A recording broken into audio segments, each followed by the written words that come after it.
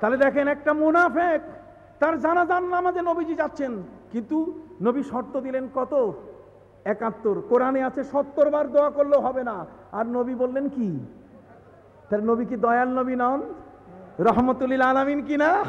হাত উঁচু করে বলেন রহমতুল লিল আলামিন কিনা? ভাইদের খেদমতে আরজ করতে চাই, আমার নবীজি বলেন, উমর আমি যদি আল্লাহর কাছে দোয়া করি কতবার? ৭১ বার। আল্লাহ নিষেধ করছেন কতবার? ৭০ বার। বলেন আমার সাথে কথা বলেন, এদিকে তাকান, কতবার? আল্লাহ বলছেন ইন তাস্তাগফির লাহুম ৭০ মাররা, যদি ৭০ বারও দোয়া করেন ফালা ইয়াগফিরুল্লাহ, আল্লাহ কখনোই ক্ষমা করবেন না। নবীজি বলছেন যদি আমি ৭১ বার দোয়া করি? হযরত উমর হাত নামায় ফেললেন। উমর দেখলেন এত বড় দয়াল নবী, কোরআন বলে ৭০ বারও নয়, আর নবী বলেন আমি ৭১ বার যদি দোয়া করি। আল্লাহর নবী তিনি চলে গেলেন, যাওয়ার পরে বললেন, রে আব্দুল্লাহ তোমার বাবার লাশ নিয়ে আসো, আমি আমার জামাটা পরাই দেই। আব্দুল্লাহ বলছে হুজুর আনতেছি। আনে না, লাশ আনতে বিলম্ব হলো। আল্লাহর নবী ধমক দিয়ে বললেন, রে আব্দুল্লাহ লাশ আনো, আমি না হলে নিজেই বের করবো লাশ। আব্দুল্লাহ বলেন হুজুর মাফ চাই। আল্লাহর নবীর আসার আগে তার লাশটাকে তারা মাটি চাপা দিয়ে গোপন করে ফেলেছে।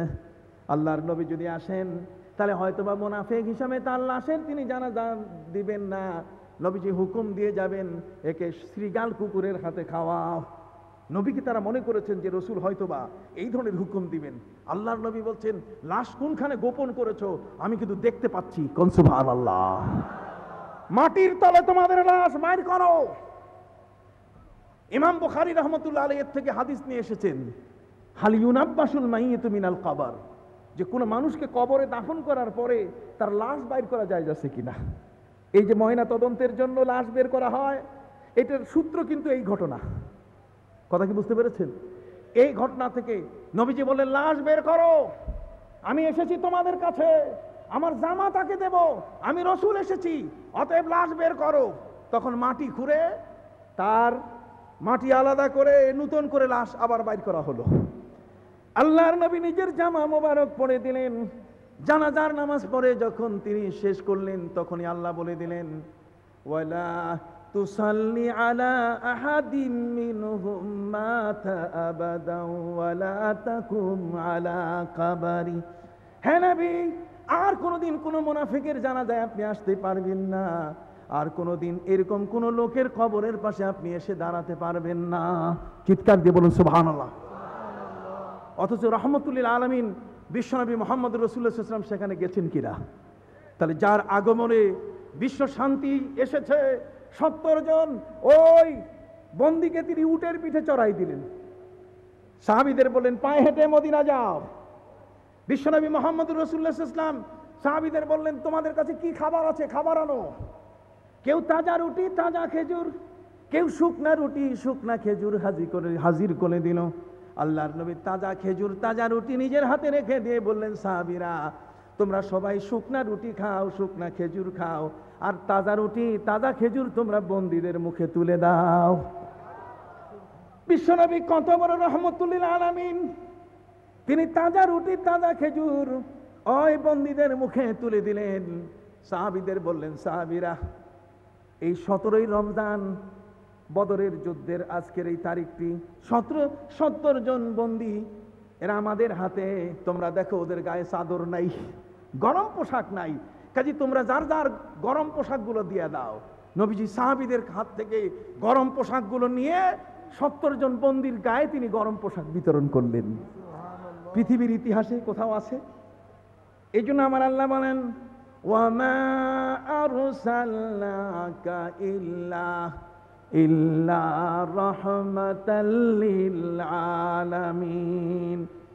এই রাহমাতুল লিল আলামিন, আলম শব্দের অর্থ হচ্ছে আসমান এবং জমিনের ভিতরে যা আছে। হযরতে মূসা আর হযরতে হারুন দুইজনে মিলে যখন ফিরআউনের কাছে গেল, আমার আল্লাহ বলে দিলেন ফাআতিয়া ফিরআউনা ফাকুলা ইন্না রাসূলু রাব্বিল আলামিন। আল্লাহ বলে দিলেন রে মূসা, আল্লাহ বলে দিলেন, রে হারুন, তোমরা দুজনে মিলে ফেরাউনের কাছে যাও, আমার দাওয়াত দাও, আমি আল্লাহ এক এবং একক, এই কথাটা প্রচার করো। যখন এই কথা প্রচার করার জন্য তারা যাবে, আল্লাহ বলে দিন, ফাকুলা, তোমরা ফেরাউনের কাছে গিয়ে বলবে, ইন্না রাসূলু রাব্বিল আলামিন, আমরা রব্বুল আলামিন যিনি, তার রসুল, আমরা তার পক্ষ থেকে আমরা প্রেরিত রসুল। তখন ফেরাউন জিজ্ঞাসা করেছিল, ওয়ামা রব্বুল আলামিন, বহুমাত্রিক জগতের আলম সমূহের রবকে?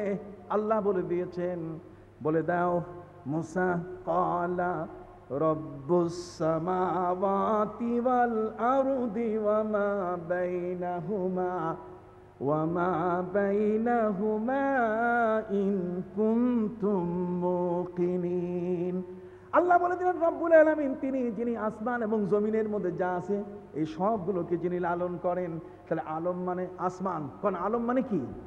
আলম মানে জমিন, আলম মানে দুনিয়ার মধ্যে যত প্রাণী আছে, যত সৃষ্টি মাখলুক বলতে গেলে যা আছে, আমার আল্লাহ বলেন, ওয়ামা আরসালনাকা ইল্লা রাহমাতাল লিল আলামিন। যেই আলমের আল্লাহ রব, যে আলামিন, যেই স্থানগুলোর আল্লাহ রব বিশ্বনবী মুহাম্মদুর রাসূলুল্লাহ সাল্লাল্লাহু আলাইহি ওয়াসাল্লামের আল্লাহ মর্যাদা দিয়েছেন, তিনি সেই আলামিনের রহমত। কন্যা, তিনি সেই আলামিনের কি?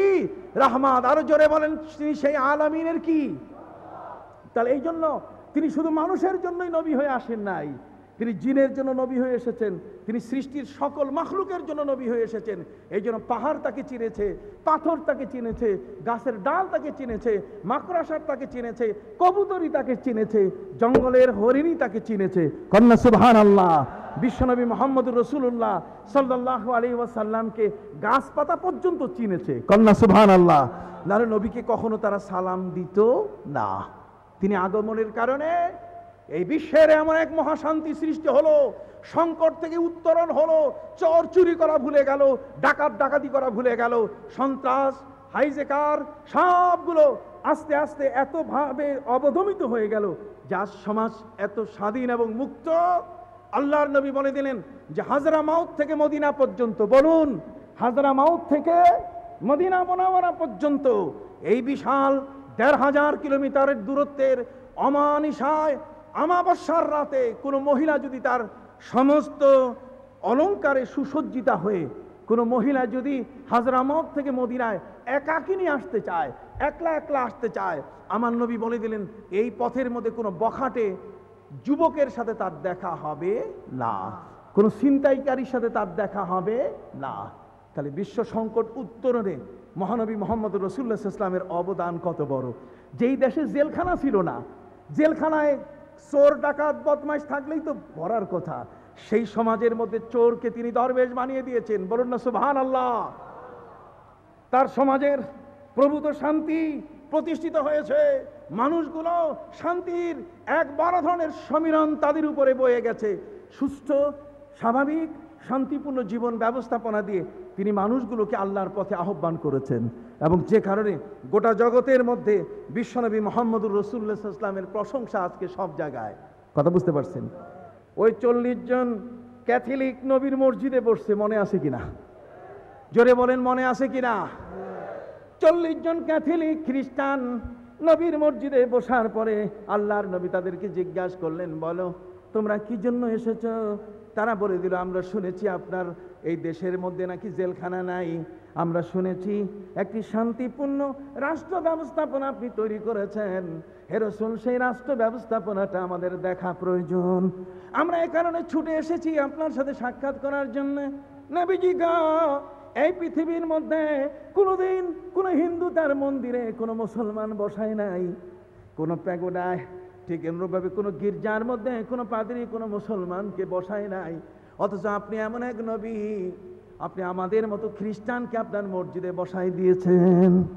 অতএব মসজিদের ভেতরে আমাদের মতো খ্রিস্টানকে আপনি বসার সুযোগ করে দিয়েছেন। নবীজি বললেন, তোমাদের প্রশ্ন কি? ওরা বলছে, প্রশ্ন তো কিছুই নাই, সব প্রশ্নের উত্তর আমরা পেয়ে গেছি। বলেন সুবহানাল্লাহ। প্রশ্ন শুধু একটাই, যে আপনি হাত মোবারক বের করে দিয়ে আপনি আমাদেরকে কালেমা পড়ে মুসলমান বানায় দেন। এই এক চিত্রই আমাদের সকল প্রশ্নের উত্তর দিয়ে ফেলেছে। কন্যা সুবহানাল্লাহ। একটি অবস্থানেই এই বিশ্বজগতের মানুষগুলোর মগজে নাড়া দিয়েছে, ঠিক কিনা? আজ এই বিশ্ব সংকট উত্তরণের ব্যবস্থা বিশ্বনবী মুহাম্মদুর রাসূলুল্লাহ সাল্লাল্লাহু আলাইহি ওয়াসাল্লাম এমন ভাবে করেছেন যে সাদা আর কালোর পার্থক্য, আমেরিকা আজকে সেই দেয়াল ভাঙতে পারে নাই, নবীজি তার দেয়াল ভেঙে দিয়েছেন। হযরতে বেলাল আমার নবীর কাছে এসে বলে, হুজুর গায়ের রং কে তৈরি করেছে? নবীজি বলেন, ওয়ামিন আয়াতিহি খালকুস সামাওয়াতি ওয়াল আরদ, আল্লাহর নিদর্শন হচ্ছে এই আসমান এবং জমিন। আকাশটাকে আল্লাহ বিনা খুঁটিতে তৈরি করেছেন, জমিন, এই জমিনের মধ্যে আল্লাহ তাআলা যে